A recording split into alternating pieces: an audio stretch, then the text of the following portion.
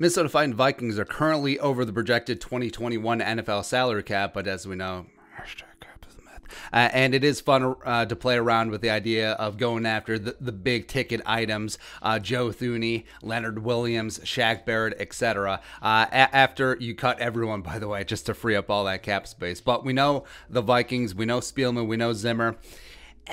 Probably going to play it a little bit close to the chest this year. So 5 things the Vikings will actually do in free agency. Again, not what you or I would do, what the Vikings will probably do. Even though we do have to give the Vikings credit. I mean, they did sign a quarterback to the largest free agent contract in NFL history. Plus, in 2017, they did sign 2 offensive linemen, the second highest paid left tackle, Riley Reif, and the second highest paid right tackle in Mike Remmers. But, didn't work out.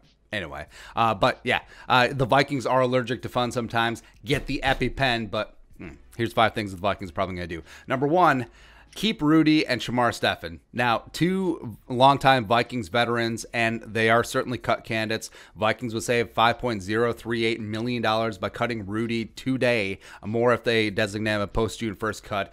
Also, they would save $3.75 million by cutting Stefan. So they can clear up some significant cap to be able to make some moves and clear things up. But Rudy has been adamant about his role, and he wants to block less, and he wants to catch the more of the touchdowns.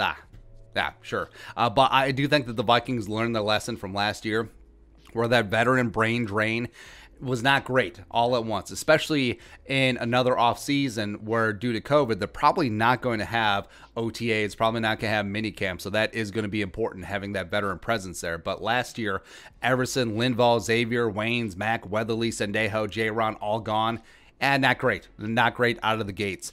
Plus, Rudy just survives. I feel like that there is a little bit of nostalgia with Rudy, with this front office, with this team, where I was floored when he got his 4-year extension after the Vikings drafted Irv Smith Jr. in the second round 2019. So who knows? Maybe they rework a deal. I don't necessarily see him taking a pay cut, but maybe they give him an extension with some window dressing, which lowers the 2021 cap hit. Plus, Stefan is a favorite of Andre Patterson, even though I do like Stefan. I think he's been a massive overachiever for a 7th-round pick, but I like him as a swing veteran backup, not as a starter, what he's been the last 2 years. So, but both certainly could be back. Number 2, thing the Vikings will actually do in free agency, extend Riley Reif. Now, Reif had his best season as a pro last year. Absolutely dynamite at the left tackle spot, watching Kirk Cousins' ass. Vikings do love stability. I would absolutely adore to have Riley Reif back, but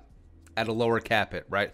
And the Vikings would free up $10.75 million by cutting or trading him. But remember, they did give him that extra $1 million bonus, which he would have earned anyway, playing time incentives from his 2020 pay cut. But due to COVID, didn't quite make it. But it was a very classy move by the Vikings to do that. So I think that could ingratiate some goodwill. I think that Riley Reif and his agent could see that and be like, okay, so we'll stay put.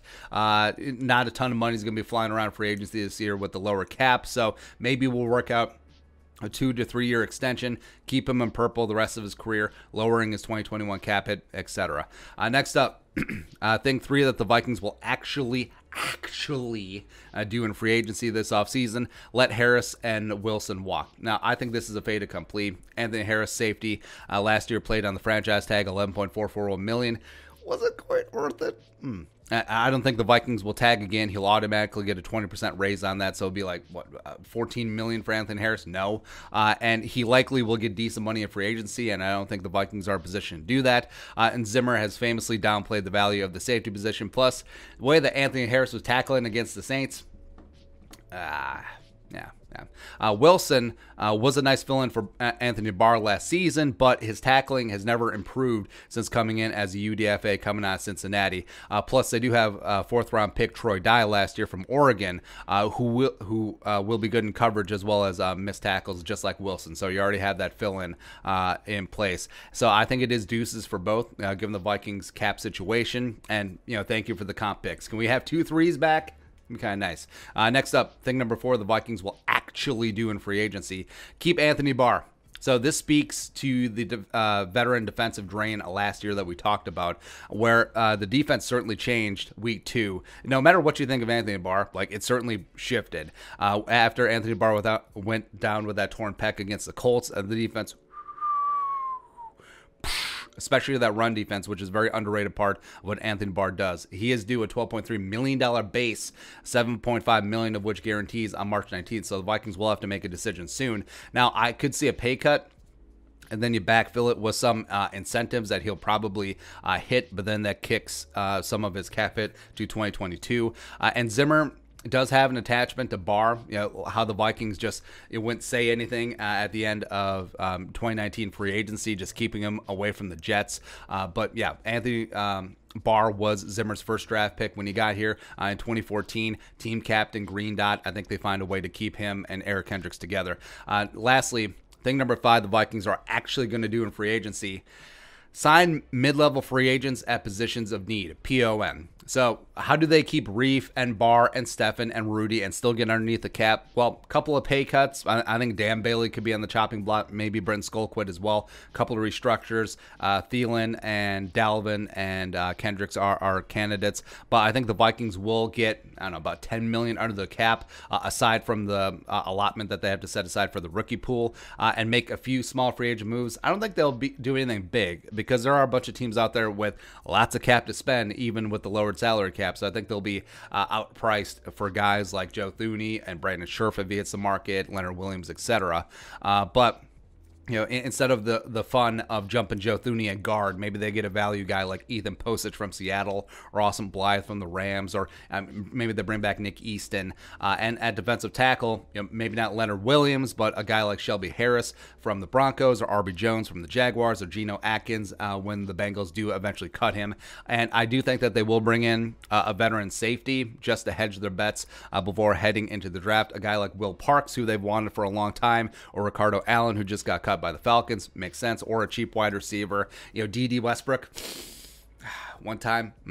So I think the Vikings do dip their toes in free agency, but it's not a big splash. A couple bonus ones, why the hell not? Number 6, extending Daniil and Harrison. Now, this isn't technically free agency, but it does affect the cap. I think freshening up both deals, making Daniil one of the highest paid edge rushers in the game. Even though he's coming off that injury, the Vikings can protect themselves with a couple of injury clauses and injury guarantees, etc. And Harrison, extend him to keep him in purple for the rest of his career.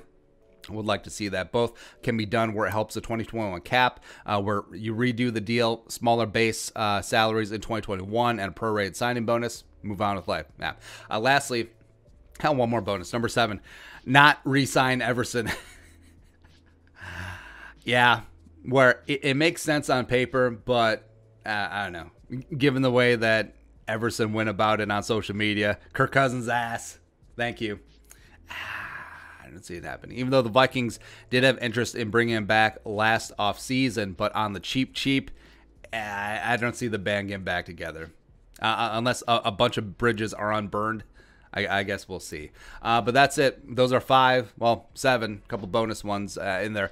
Things that the Vikings will actually do in free agency. Again, not what you and I would do, what the Vikings will probably actually do. Let us know in the comment section below your thoughts. Subscribe for daily Vikings takes. Want to support that work, post something in the Venmo. But until next time, Skull Production Value.